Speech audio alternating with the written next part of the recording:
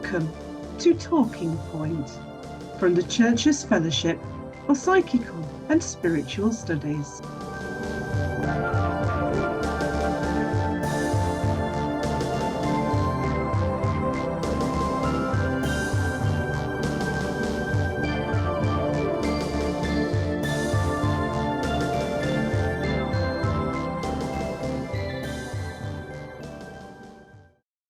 Time, Consciousness and the Spiritual Self, A Journey Beyond the Illusion of Reality. Geoffrey West. Geoffrey West was a council member of the Church's Fellowship for Psychical and Spiritual Studies. Number 1. Time. Our 20th century world suffers at many levels of awareness from crises of conceptual dissociation. We all have a pattern of assumptions as to how things are. The most generally accepted such pattern is called common sense. But when psychologists begin to probe into the ways in which people accept common sense, it soon appears that there is very little that is common about it at all. Nevertheless, each one of us suffers emotional disturbance whenever our attention is drawn to something not in accord with the common sense we have. Even cows in a field betray curiosity and will gather round anything unusual that they cannot make head or tail of. They may attack it, or run away from it, or become hypnotized by it, or remain puzzled and unsure what to do about it. Human beings behave in a similar way. It is at the root of sexist and racist attitudes, religious and secular antipathies. It does not disappear but simply differs at different levels of education or intelligence. In recent centuries, science began to give a hope of transcending such non sequiturs, until its very success led it into the most radical conceptual problems of all. We know our left hand from our right. One is here, the other is there. But in small particle physics we encounter situations in which a particle, if it is a particle, must be both here and there or possibly not a particle at all. In gravitation we find influences, notional wave shapes, transmitted through empty space, which, however, is also curved, according to Einstein. How do you shape something which is not there? And in the experimentally tested Einstein-Podolsky-Rosen hypothesis, a situation may arise in which the spin of an electron is reversed and causes the instant reversal of the spin of another electron with which it was once closely associated, but which is now hundreds of miles away. The effect is not at the speed of light, but instantaneous, as if in spite of the fact that the partnership has been broken up, there must be some sense in which it still exists.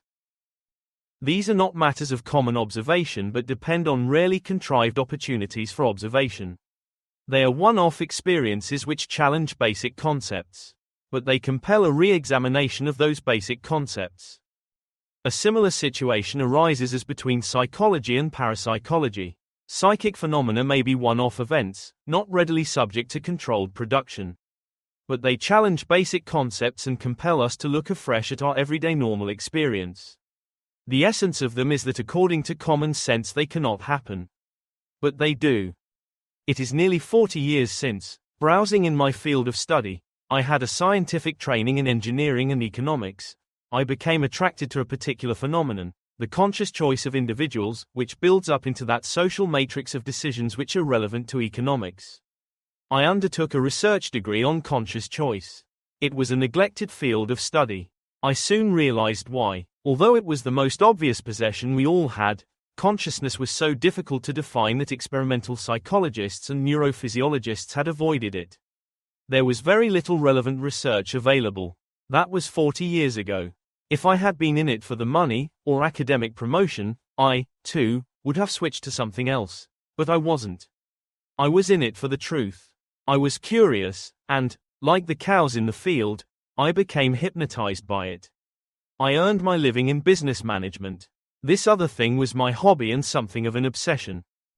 It meant that I kept in touch with world research in experimental psychology for the next 20 years. My focus of interest was the normal conscious process and its effect on choice, on human decision. Of course, not all choice is conscious, in the sense that we often don't know why we decide to do things. The whole study was not without its use in my business activities, which had to do with administration and marketing. The reason why the study of consciousness was neglected was because it was so difficult to define. You only had access to your own awareness. Other people usually acted as if they were conscious, but you could never observe their consciousness, only guess from what they said and did what it must have been like. Science is about describing, observing, and measuring things. You could do none of these things with anyone else's consciousness. It was not easy to describe and measure your own. It shifted as you tried to do this. It was the means by which you observed the continuous existence and behavior of everything else, fixed those things in space and discovered their history, in a space which always had depth and a left and a right, in a time which always had a past and a future. Yet consciousness was always here and now and did not seem to occupy space at all. People said it was in your head, but nobody had ever found it there. What could they have found? What could they have been looking for? Here was something we all supposed we had, if we had anything at all. Without it we could experience nothing about the world or our place in it. Yet in the terms of common sense, or even in scientific terms, we could not even begin to discuss it. Here was a conceptual dissociation of an extreme kind, which we never noticed because we were all so used to it that we never even thought about it. I realized that here was a challenge to understanding. A scientific approach required that the phenomenon should first be described.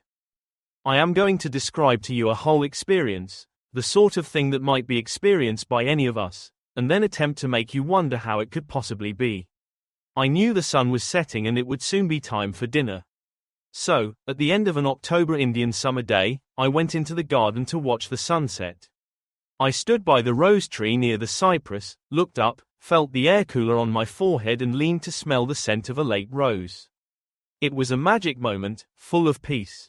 I was aware of my neighbor's tall pine trees on my left, the widespread of saffron, rose, pearl gray and azure blue in the sky, the sun's disk edging down behind the low wooded knoll that rises between my garden and the sea. On my right, the lights were beginning to glow in the small township across the bay. The cat, attention-seeking, came and pressed her ear against the back of my leg. I felt the peace of it all and was tempted to haul my wife out to share it. But I knew she wouldn't have thanked me for that. She was preparing to dish up the dinner. Consider what I have said about things being here or there, now or at some other time, all the common sense things. The rose was under my nose, the cat touching me, the pines 100 yards away, the crest of the knoll half a mile away, the sun 94 million miles away. It is over 8 minutes since that light set off, the lights over the bay are 5 miles away. And none of these things are aware of me or of anything else. Except the cat. None of them can indulge a sense of peace. Except, perhaps, the cat. Because if I stop indulging myself and bend down and stroke the side of her jaw and under her ear, she will begin to purr and I shall believe she is mightily pleased. Why? I don't purr when I'm pleased. Only a conscious being can bring separate things into one place and time and have feelings, or value sentiments, about the result. Is it in my brain? That light, consisting of streams of photons, which leaves the sun and reflects and is refracted on everything else that we see, does not enter the brain. It cannot be that light we see. How did I feel the cool air, feel that cat's ear, smell the rosé? Different specialized nerve endings are necessary to mediate all those, as well as different ones for the different colors in the sky. But they all pass their impulses to nerve cells that are not different from each other in any discernible way. Oh yes, there are differences to do with brain function, but it is not at all simple to relate them to our conscious experiences. If I stroke the cat I use motor nerves, whereas the feel of the cat's fur has to be transmitted through different channels, but I don't know anything about either of them when I use them. Whatever the self-conscious self may be, the brain is absolutely unself-conscious. So here I am with a choice: continue to indulge my feelings of peace, annoy my wife, or please my cat. That is what human choice is like, absolutely dependent on a limited awareness but allowing us to initiate the future narrative of our experience, initiate it, not to foresee it. We never really know how it will turn out. And there is another dimension. That experience of a moment of consciousness which I have described, it never happened. I drew the whole picture, the whole described present, out of my imagination. We can do that, too. I doubt whether the cat could have done that. And yet, I don't know. My red setter used to chase cats in his sleep, lie there with his legs half running emitting little half woofs of delight until he woke up, saw me watching him, looked shamefaced, heaved a sigh of regret, and flopped back to sleep. Or am I just imagining how he experienced it? We are doing that with each other all the time, are we not? The complexity does not even end there. We become conscious of everything with which we are able to interact through a sensory, or even a purely conceptual, representation which arises within awareness involuntarily, but which is never the thing in itself. It is an illusion which we can use for practical purposes. When F.W.H. Myers communicated by directed writing through the hand of Geraldine Cummins, he described the lower 4 levels of the afterlife as the spheres of illusion. I have heard people react in a very negative way to such information with, "Oh, I'm not so sure I would want that. I wonder what they think they have here and now." Perhaps they think an illusion must be a delusion, whereas in fact it may be a very useful and adequate guide for such purposes as we are fit to be trusted with. In fact, our illusions are so useful and reliable that we forget altogether that that is what they are. I want to examine what we can learn about the way our conscious illusions are constructed so far as we can learn about that from the experimental research on perception. Within the problem of consciousness we find another which is also usually avoided with a sense of helplessness.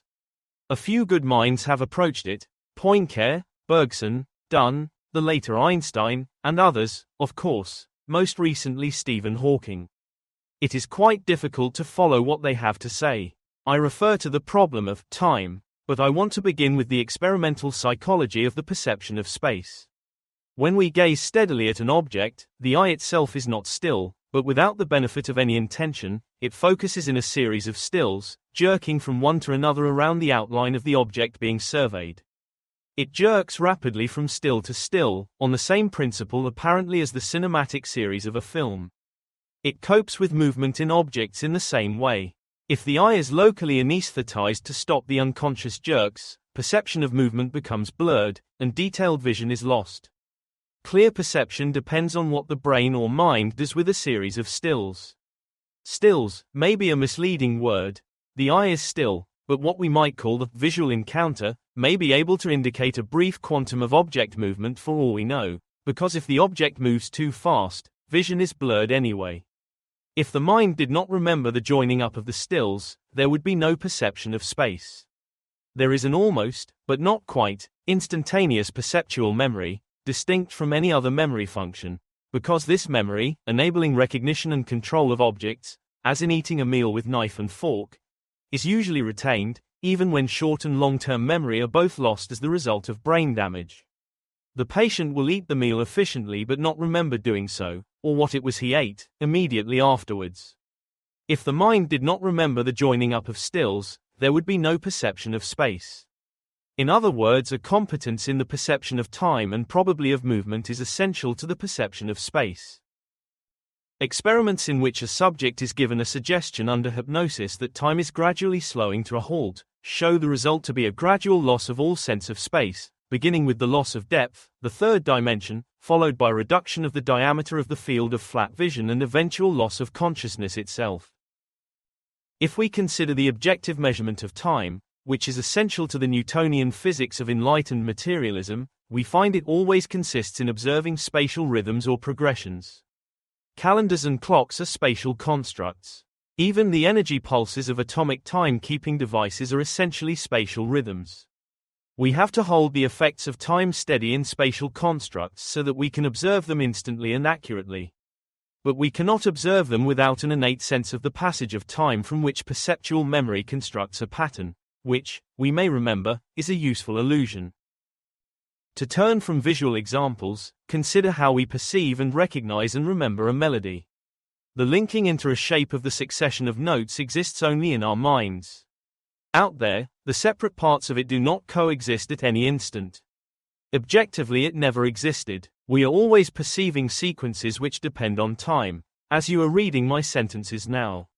We are interested in the patterns and forget that none of them could exist but for our capacity for knowing that time is passing without any need to think about measuring it.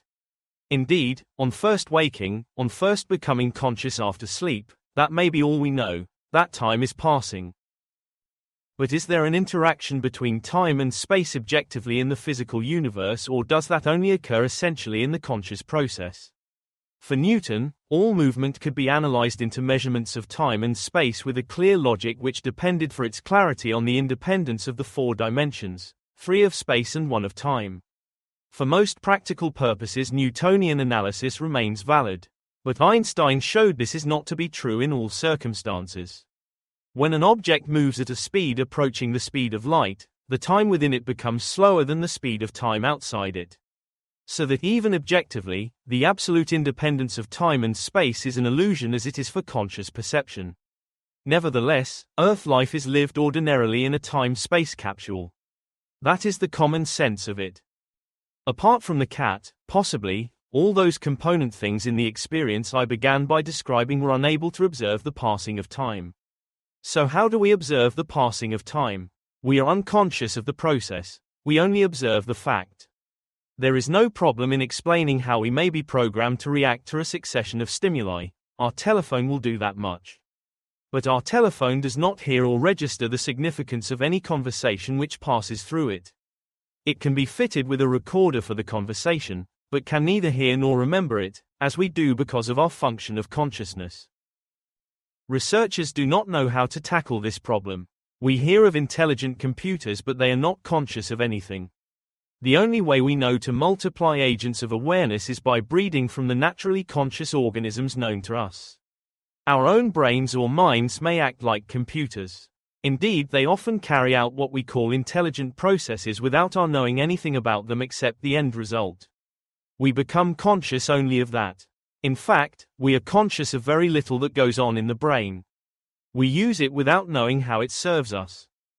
I am going to suggest that we are only able to observe the passing of time, because the conscious entity itself is not the brain but a structure that exists in a second dimension of time, and that it interacts with, but is not part of, the physical brain. I shall begin with analogy and hypothesis, but I shall proceed to compelling evidences. Consider what happens in the artist's analysis of space. This is an analysis which has evolved in the conceptual imagination of human beings on the evidence of historical study of pictorial representation, beginning with simple signs and leading to the accurate perspective of the Renaissance. A similar improving competence can be shown to have developed in evolving life forms also, and it is paralleled in the developing awareness of each human infant. How does that analysis of space proceed, since Euclid defined a straight line as the shortest distance between 2 points? You cannot observe a straight line from a point within it. Sitting inside a train on a straight railway line, you cannot judge the length of the train. Nor can you observe a plane surface from a point within it, as, for example, at the surface of a lake. To observe either, you must exist at a vantage point in a dimension conceived as being at right angles to it. You can only observe completely a three-dimensional object by being able to rotate it or move around it and remembering what you observe as you do so. Having exhausted the dimensions of space, you have no further vantage point and you must have time to observe it fully. Such geometrical and mathematical analysis may only be conventional in nature, but the underlying objective nature is more than conventional. It seems likely that to observe time we need either to relate it to spatial constructs like clocks and calendars, which are like maps of time, or alternatively, to observe it directly, and for that we should need to exist, to have a point of observation, in a second dimension of time. In fact, we should need to exist in this way in order to observe, as distinct from merely unconsciously registering, spatial constructs such as clocks and calendars. Because, as we have seen, the sense of space depends absolutely on our capacity to observe and remember time. We may be at the end of the 20th century, but only at the beginning of our analysis of time. My own thinking was prompted by an experiment on the way we experience touch on the skin of the forearm carried out by a neurophysiologist called Libet, which produced a most surprising result. First, he established the minimum level of stimulus that could be felt. Then he found that it took time for the stimulus to enter consciousness. I should tell you that this was cross-checked with great ingenuity by electrical recordings directly from the brain surface. It was found that it took about half a second for the subject to become conscious of the stimulus, although the stimulus was registered in the cortex only 0.015 of a second after application. What was happening between the 15 milliseconds and the 500 milliseconds before conscious awareness of it? Libet experimented with different patterns of stimulus, for example a number of taps instead of constant pressure. Then he discovered something very strange indeed. Although half a second of stimulus was needed for conscious awareness to ensue, Any pattern of taps falling in the preceding 25th of a second was actually experienced as coming before the steady touch. Here was a stimulus that could not have been experienced at the time it occurred, but only after the minimum necessary pressure that followed it. Then it was experienced as having already occurred. What could the perceptual mechanism have been? Sir John Eccles points out that it must involve a perceptual mechanism, separate from the cortex, which interacts with it and registers what has happened in the cortex, not only after a brief span of time but as a brief span of time. The subject has been aware of a quantum of time, very brief, but long enough to have a recognizable temporal pattern in it and sufficient therefore to join separate moving events into a continuing movement. Thus the unit of consciousness is awareness of movement, which may be why a local anesthetic that stills the eye causes loss of sight. It is of interest that when the young Piaget, already planning his magnum opus on epistemology, discussed the basic datum of awareness with Einstein, they agreed that it was velocity, that is, movement, rather than any of the analytical dimensions that are used to describe velocity. When I read of this experiment, I recalled a conversation I had once with my father on the nature of the difference between time as we experience it here and as discarnate spirits experience it after death. He had been dead about 5 years, if I remember correctly, when this conversation took place. "Is it," I had asked him, "that your present is longer than ours?" He agreed that it was so. "But that is not the whole of it," he said, "and it could be very difficult to describe it to you now, when you are not able to experience it for yourself." It was clear that the difference was not immediately noticed by the many souls I have talked to soon after their deaths, but was at least partially realized after a short time, over there. I had asked him whether we should ever discover the scientific connection between physics and conscious experience. "Yes," he wrote, "it will become known, but those who make the discovery will not realize they have done so, because they will have been seeking the answers to other questions." I have often wondered if Libet did not perhaps stumble on such a discovery. But I suppose there could be alternative explanations for his remarkable experimental data. Nevertheless, it fits in with the hypothesis I have put forward for a separate perceptual entity existing in a second dimension of time. Furthermore, it would account for the possibility of separating the conscious entity from the physical brain. Parapsychology offers objective data for the out-of-the-body experience and for the possibility of the discarnate after-death psyche retaining memory, intelligence, a capacity for objective observations and a continuing consciousness with which to utilize those capabilities, all without benefit of physical brain. How does the out-of-the-body traveling entity perceive its objective surroundings? Reports suggest it has its own light radar, but the light is not the stream of photons called light by physicists. And that need not surprise us, because the light of anything we see when in the body is not the light of physics either. That physical light strikes the retina of the eye and is converted into electrochemical nerve cell reactions, exactly the same, so far as the physical reaction is concerned, as impulses we shall eventually experience as sound or touch or smell or taste. In fact, it has been proved that some individual brain cells may be activated by impulses from different sensory modes at the same time. The image on the eye retina is a reverse image, upside down and left to right in relation to the body, and the optic nerves divide partially, cross over and for the first time project the point-to-point image as we are going to see it in relation to the body when they emerge on the visual cortex at the back of the head. As with the touch registration at the cortex, that is not when we see it. There is a perceptual mechanism of some kind which transmits the pattern to consciousness many milliseconds later, and no physical light, none of the original color refraction, can possibly be there. There is no greater mystery about the out-of-the-body psyche seeing in the dark than there is about you or me seeing in the full light of day. 2. The spiritual individual. It is clear that awareness is the one essential characteristic of a spiritual individual. Without awareness of the passing moment, there could be no memory of it, and without memory there could be no sense of identity either of oneself or of anything else. It is true that both memory and the sense of identity may be subject to functional abnormalities, errors, but there is reason to suppose these to be temporary or perceptual aberrations of the normal spiritual individuality. I use the word spiritual because the distinctive functions are not describable within materialist paradigms.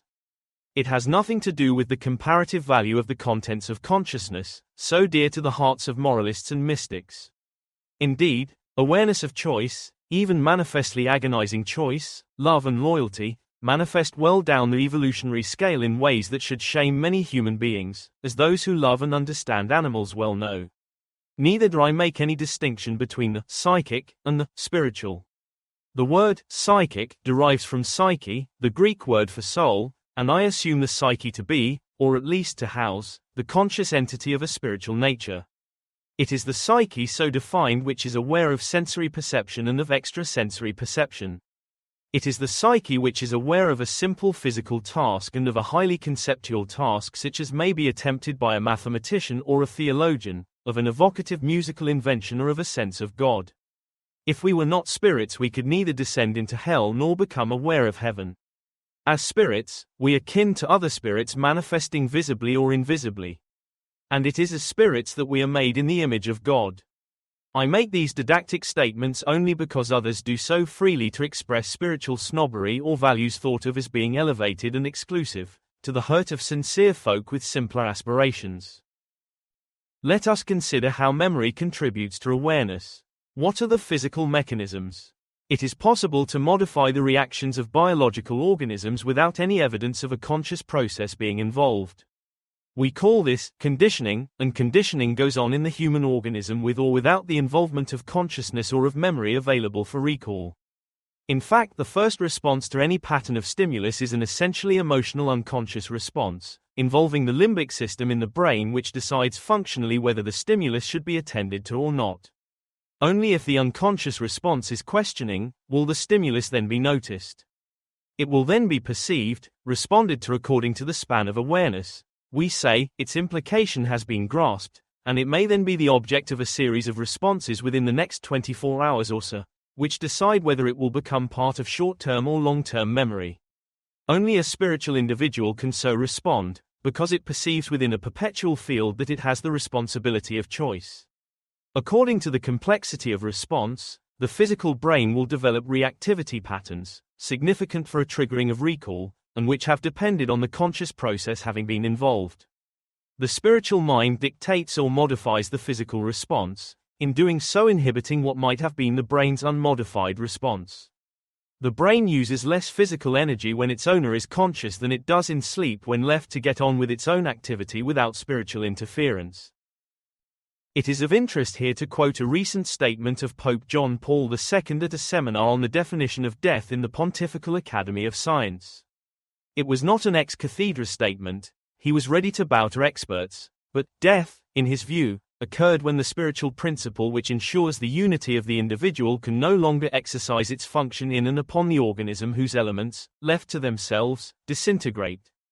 And the minimum manifestation of that spiritual power to its owner is the gestalt of conscious perception. Doctors watching the unconscious patient recognize a continuing control that does not reach consciousness. The physical triggers of memory can decay, and recall then becomes difficult or impossible. But the evidence is that the spiritual memory remains in existence. Hypnotic regression seems to indicate that memory is sometimes recoverable if the mind's active interference can be reduced. It is important to recognize the interdependence of the spiritual and physical individuals in the laying down of memory and in its recall. But one can overstress the unity of body, mind, and spirit, as some theologians do, because the evidence is that they are also separable. For instance, an aunt of mine suffered from Alzheimer's disease and lost her mind in extreme old age. My father, then discarnate, told me her condition was best described as having lost herself. But a few weeks after her death she was communicating with us vigorously, with a complete recovery of self-identity. I had no opportunity to test her memory, but my father and his immediate circle enjoyed a more complete memory in the afterlife than they had possessed towards the end of their earth lives. My father told me that memory is stored in the etheric body which leaves the physical body at death. But there are problems with memory for which there is no easy solution, as the following experience illustrates. At a time when members of our spiritual family were bringing a soul to us most evenings so that he or she could unburden after-death regrets or difficulties to us, Barbara was surprised to be prompted to write one Sunday afternoon. It was a young woman who signed in, and I shall call her Arabella because that is not her name. We did not know and had never heard of this Arabella. She told us that she had been given the key to a friend's flat. The friend had gone abroad on holiday. The flat was in a city some 150 miles away from where we lived. Arabella told us she had locked herself in the flat to take an LSD trip, but it had gone wrong. She was already in a coma and expected to die. She wanted us to know why she had conducted an affair which was to break up the marriage of a young couple we knew very well. We had known the marriage was threatened. We thought it was because the husband was experimenting with drugs. He had had to go and live in the distant city for industrial retraining. The wife, with a teaching job and a young son, had had to stay put and suspected he had made friends encouraging the drug scene. Arabella now told us of deeper causes for the marriage difficulties, including unusual emotional problems in the psychology of the wife, of which we knew nothing. In fact, although both husband and wife had been confiding in us, we knew nothing of Arabella's existence nor of the facts she claimed. Arabella believed the husband needed rescuing from the marriage, but realizing now that she would no longer be able to do anything about it, wanted us to understand the state of affairs. My father came through after Arabella signed out and told us on no account to mention the message to anybody. We expected that we might hear about the husband's friend being found dead in the flat. But we heard nothing, except eventually, from the wife, that the marriage was over. 7 weeks after Arabella's message, on a Sunday morning, the husband appeared on our doorstep to introduce to us his new girlfriend, Arabella. We invited them in for a coffee, and within minutes, without any prompting, Arabella was telling us that drugs were over for both of them. Some weeks ago, she told us, she had experienced a dreadful LSD trip in which she expected to die. She would never touch the stuff again.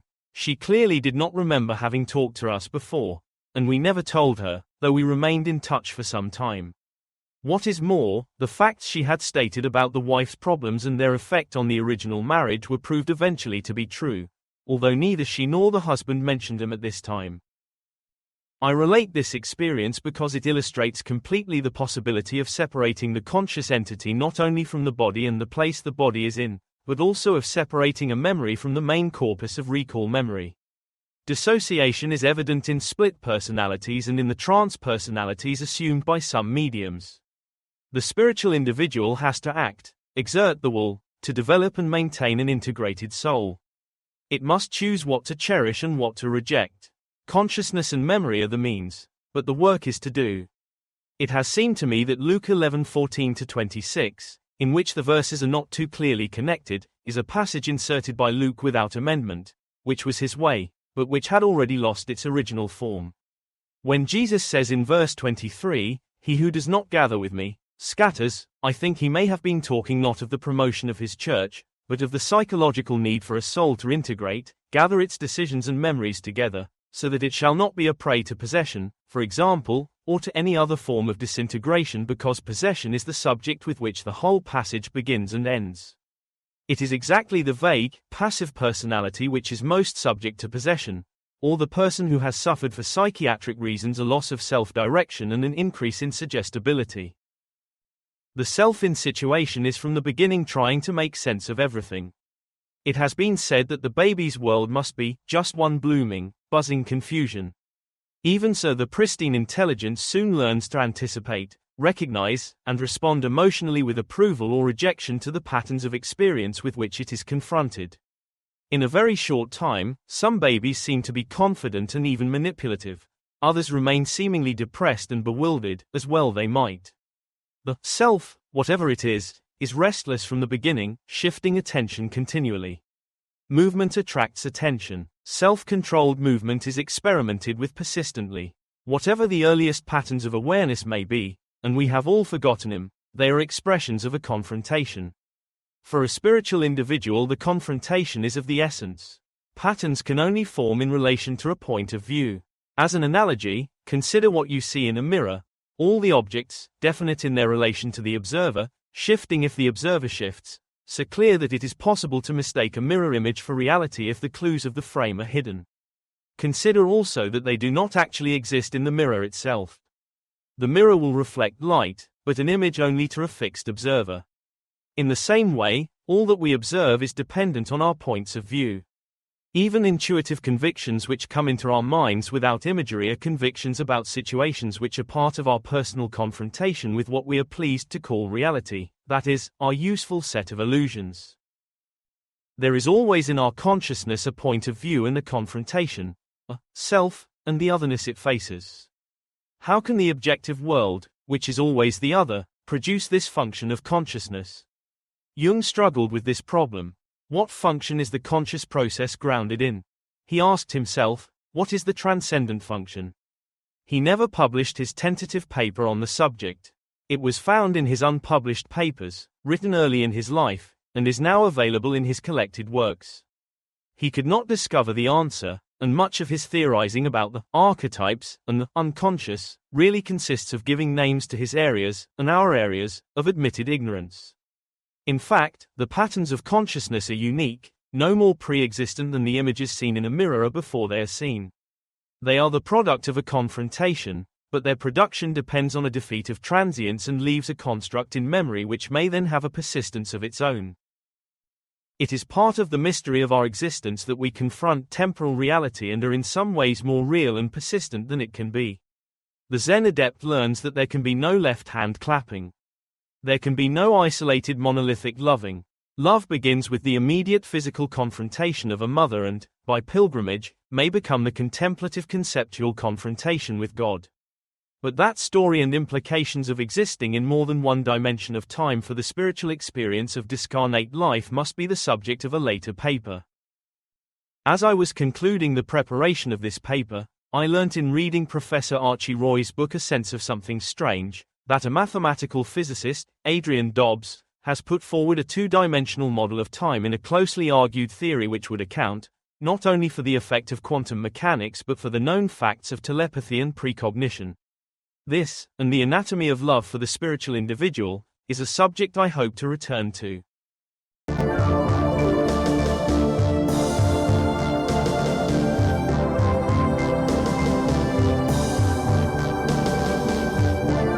You have been listening to Talking Point from the Church's Fellowship for Psychical and Spiritual Studies.